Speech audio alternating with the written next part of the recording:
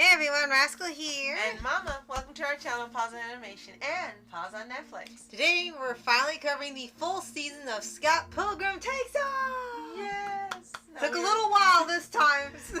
We originally covered our first impressions of the first 3 episodes, and since we wanted more, we decided to continue on and now cover the entire season. But before we start, be sure to like, subscribe, notification button on the future podcasts, and we'll pause videos. Yes. Now, for those of you who didn't watch our first podcast on this, nor have watched the series, it's an anime. Yes, an actual anime. Yes, anime. Streaming TV series developed by Brian Lee O'Malley and Ben David Grabinski for Netflix. Mm-hmm. It's available exclusively on Netflix. Mm-hmm. It is 6 episodes? Oh, 8. 8 episodes. 8 episodes.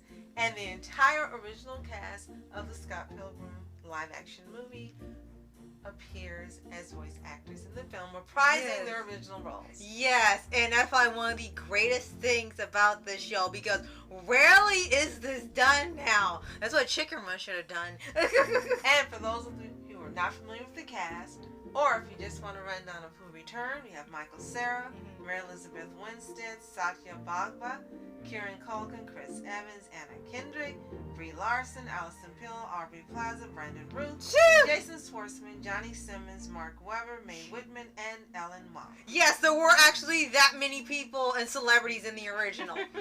And what's hilarious is that after we have finished the anime, a little while later we decided to rewatch the movie on Netflix, which is also available on there alongside the anime. And the movie still holds up all these years later. Yes. And you could tell they all were just having so much fun with just this being a crazy as heck movie. And a lot of that energy is still in the anime, just funneled through a different way. Because I know when it came out, people were expecting it to be just like the movie, but then that'd be a problem. Well, if it's just like the movie, you just go watch the movie. What's the difference? Well, now it's been long enough we can tell you. At the end of episode 1, it kind of follows what the movie and the book does. Then when it gets to Scott's first fight with Matthew Patel, it looks like he lost, and he's gone. And that kind of angered some people, because this was bringing the horrible flashbacks of Masters of the Universe, where they did the bait and switch thing, and people were like, oh no. Bebop is being horrible. Yeah, so we were like, oh no, it's gonna go down this route. And at first we thought that's what it was gonna do with the 2nd and 3rd episode. And they had ended, hence the title, Scott Pilgrim's Precious Little Life. You can say, why is it called that? I don't know, it's just stuck. So there was a retelling versus the original book series and the movie. Right. And it paid off. It was well done. The only episode that was kind of lagging and long was episode 2. Yeah. Because they were really just covering the excess. Yeah. But episode 1 as well as 3 through 8 are absolutely fantastic. Yeah. And so much fun and so creative. And Edgar Wright does appear as one of the producers. Yes, it was hilarious. So we're glad they did that. But this is an actual anime. For those of you that are wondering, the cinematography is done by Hikaru Ito and Yoshihiro Saikia, and the editor is Kaisuke Yanagi. So Right. this is an actual anime series. Right. And this is something no one ever expected to happen. You had the book, which we haven't read yet, and we had the movie, which is phenomenal, an epic of epicness, and we were fine with it. Like, yeah, of course you want to see. Oh, of course you got a video game too. You're like, okay, we pretty much got everything. And then one day on Netflix they announced, and it was like Miyazaki level, where they said there were gonna be no trailers for his movie. You just go see it. And they still went and saw it.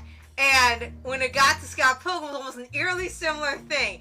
It just had a teaser. There was no animation, nothing with the creators or producers, nothing. It just said, Scott Pilgrim, the anime, with the original cast. November, and everyone lost their minds. It didn't even show you anything, just all that. That's enough. Yes, watch it. Yes. Knew immediately, had to see it. Absolutely had to see it, especially with Michael Cera being in it. Yes. Absolutely. Alan, Yes, It's actually Alan. to be in it. Oh, hi, Alan. So this movie, this series, I'm sorry, because now I'm thinking movie. But this series delivered everything it promised Yeah. and more. Yeah, and I think the biggest thing when people actually continued it and didn't quit, like we almost were about to, is that it really goes more into the emotional, in-depth part of it. Because with Scott gone, it now focuses on Ramona. And a lot of people, including us, have said, okay, this is going to be Master Universe all over again. Well, here's the biggest difference between that. Yeah, it has a similar setup with getting rid of the male lead and having the female be the protagonist and kind of lying in the trailer a bit. But here was the big difference with that.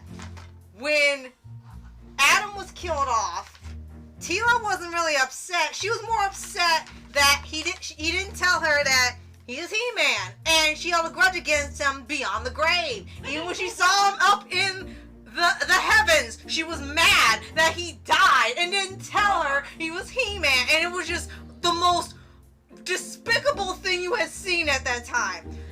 And when Scott looks like he died in here, that doesn't happen. Ramona actually is kind of heartbroken.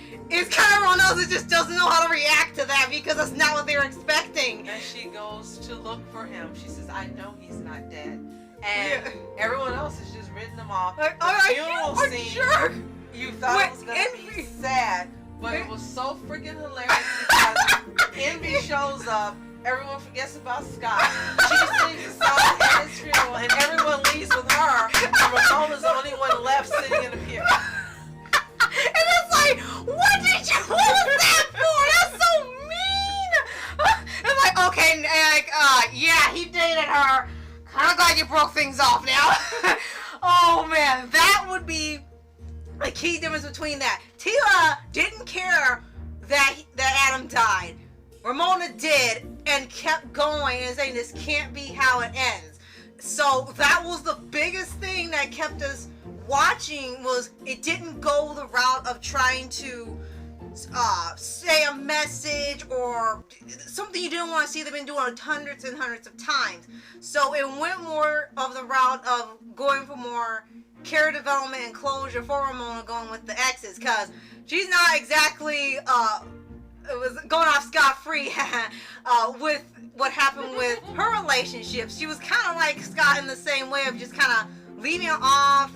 It's just baggage and not really dealing with it. So in here, in this alternate telling, she confronts that. And each of the exes all have different outcomes now because it's a whole different timeline. There's no of them getting defeated, going through all these epic battles with Scott. Now it's more of just finding closure with each of them as she finds out who got rid of Scott. But each one of them has been exaggerated and given the anime treatment in here. And we're going to quickly go through one by one. Ooh. First, Michael Cera, again, is Scott Pilgrim. But what was interesting here, he didn't voice Teen Scott and Old Scott. Finn Wolfhard Sylveon was Tin Scott Pilgrim. Tin Scott Pilgrim, not Ben 10. And Will Forte was Old Scott and even older Scott. Yes. It was like, what the heck? And I remember when Roscoe first saw her, she says, why did they make him so cute? Because it's the anime. Yeah, like they made him cute. What the heck? He was adorable and cutesy and kept having these little expressions on his face. Like Oh my cute goodness. doll. And it was hilarious. Oh my goodness, yeah. And then you have Mary Elizabeth Winstead return as Ramona Flowers, but unlike Scott, she voiced the Ramona present. Right, I was like, older wait a Ramona, minute. And even older Ramona, she voiced them all. Right, it's like, wait, she gets to voice herself all the time, but he's gonna have different voices each time.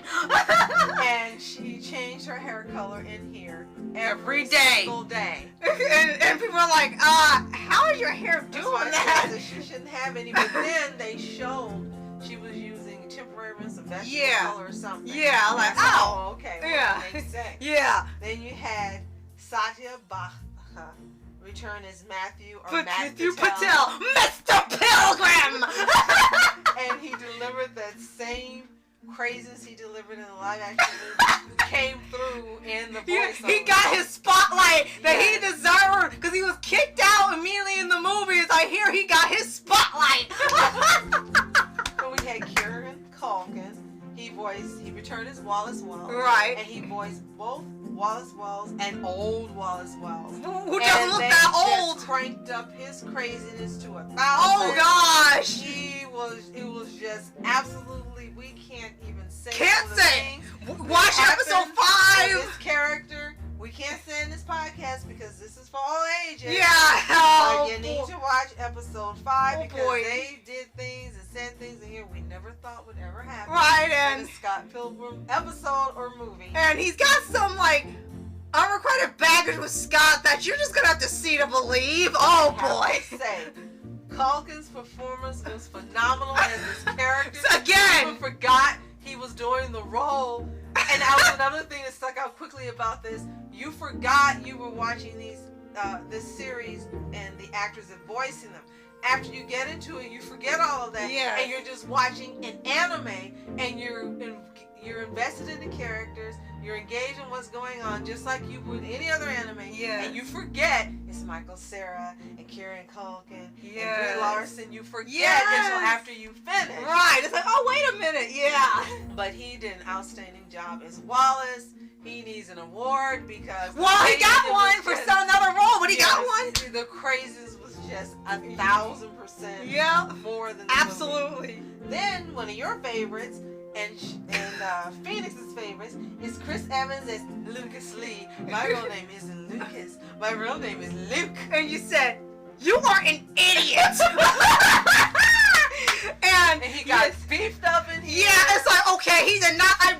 I haven't seen the movie in 13 years, but I know he didn't look like that. And then we watched it, and of course, it was Chris Evans being Chris Evans. Right, and he Hunky, just had this, but not huge. And they made his hair black in here and made him. And he's a huge. skateboarder. He was kind of like Johnny Bravo. In a way, yeah. And in this outcome, he's still an actor, but he's struggling. And they got him, Greg Neal apparently ended up having a script for a Scott Pilgrim movie, so hint, hint. And for some reason, they casted Lucas as Scott, and they got him in the outfit, and it's like Scott is 6 foot muscle bound. It's like, was this made by Netflix too? Because they got everything. Anime version. It was a live action anime. Yeah, which I guess was brilliant because it's like, yeah, we know they really go total opposite of the casting, so that was actually a brilliant movie. And it said, did you even read the script? I read the title. Oh boy. Anna Kendrick returns as Stacy Pilgrim. Yes. Who gets really snarky in here. Yeah, and she has some excellent scenes. She gossiped have with Wallace, yeah. But they stand out, and she was hilarious. Yes. Brie Larson returned as Envy Adams. Who they glowed up her character. Oh my gosh. And she's a witch in here. I mean, more of a witch. Yeah, definitely. Oh boy. And Allison Pill as Kimberly or Kim Pine. Oh my gosh, yeah. Aubrey Plaza is Julie Powers, and she was one of the most favorite characters in here. Yes. Her lines were even more fantastic than the live action. Right, and then they still kept in where she does that thing with her mouth where all her swearing is censored by the black box or the Netflix censor, even though they can fully swear all they want. But I love that they kept it where you can't hear her use the F-bomb and everything. And every time she was on the screen, you start laughing because she would always curse somebody else. That, will you stop cussing out the cussing customers? Cuss you! And when you get to the later ones with the X's. And then you had Brendan Ruth return as Todd Ingram, and I think this is one of your most favorite to make fun of. Yes, because he's still a vegan, but now it's stronger because they've had the raw vegan and vegan movement for years, up to the point of the anime, so now his lifestyle is even more relevant. And also, of course, the jokes. And what's funny here is that he had vegan powers in the movie. Well, they just upgraded to he has vegan Super Saiyan powers. He can make portals. He can teleport. He has laser beams. He has telekinesis. Going vegan is like he unlocks the other process of his brain. Yes. And I said, Mom, where's your vegan powers? They're hidden until they're needed. Right. And I remember when you first told me that, and you were laughing. And he's technically raw vegan because there's points where he's eating raw carrots, cucumber, celery, like Bugs Bunny out of the bag. He's raw vegan, and it's like, you know what? You can keep him. We don't want him. Force Returns is Gideon Graves. Oh Gideon gosh! Graves. Oh, he's actually even crazier here he is in the movie. I think he's probably my second favorite ex in this version, because he was just like, what the heck have they done with him? And Ellen Wong is Knives Cho again. I think her character got more exposure in the live action movie than she did in here. Yeah.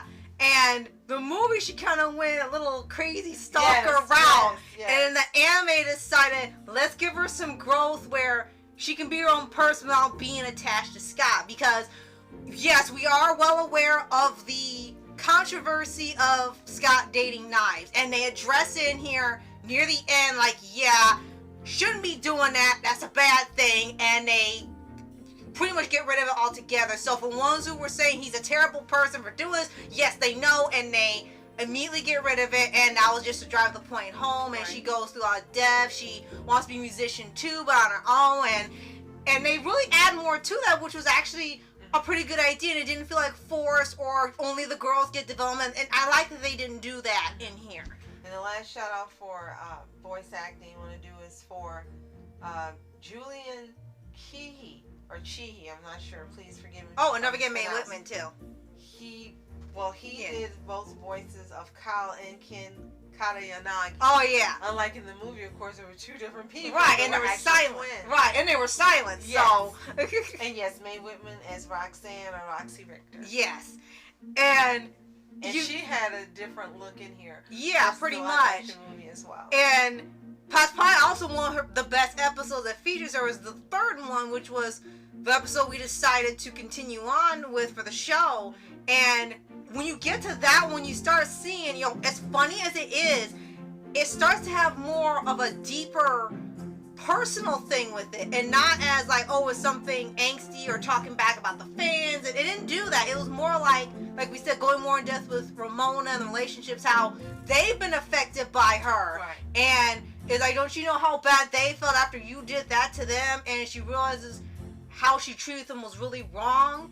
And it really goes into, what really is love and these connections with other people, not leaving people behind, and the baggage, emotional things. And they were really going in deep with this. And that's not something you expect for something with Scott Pilgrim where it was just crazy, insane fun. They really had big developments for almost all the characters. And Roxanne's focus episode was episode 3, one of the best episodes of the entire series. Yeah.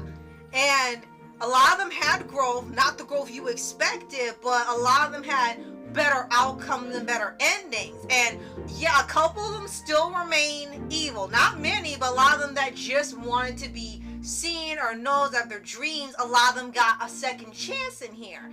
And then the only way to tell you that I think stayed the same was Gideon. And what was hilarious is that one of the most unexpected things in here, because we can't tell you the ending or anything, is that I would love to. is that he and Julie end up becoming a couple. And it works for some reason. Because she's crazy as heck. He's crazy as heck. She's not trying to change him to be good. She's fine with him being a bad boy, I guess. And it's most right. And it's like, oh no, we're not dating. Baby, I'm going out. I'll miss you. So this was just absolutely outstanding. This is the quality of adaptations we want to see from Netflix. Right now they've got One Piece and Scott Pilgrim Takes Off well under their belt. Looks like Avatar is going to be outstanding as well. They're finally learning. Hope this continues on and it keeps making paying the monthly fee worth it for Netflix. Yes. Oh, one thing you definitely gotta mention, don't forget about the soundtrack they play in the trailer and at the end credits of the season. Yes, Mortal Kombat or Pilgrim Takes Off!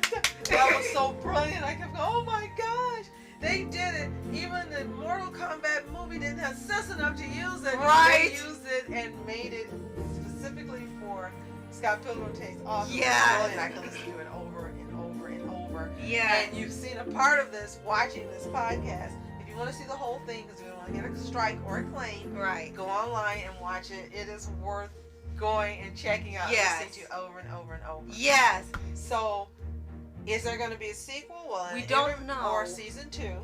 In an interview with Rolling Stone, O'Malley said the series' future that there are no current plans for a second season, stating, "I never say never, but right now it seems like it would take about 50 different miracles simultaneously for another season to happen." Right, and so we'll see. Yeah, so we don't know. We would love to see it because they do leave a cliffhanger for, like, Q-Force. If it does get renewed, there is a story they can do with it, and I'd be really glad to see that, especially since they really handled everybody well, and they made Scout Ramona's ship even more endearing than in the movie. It's like, oh no! Definitely.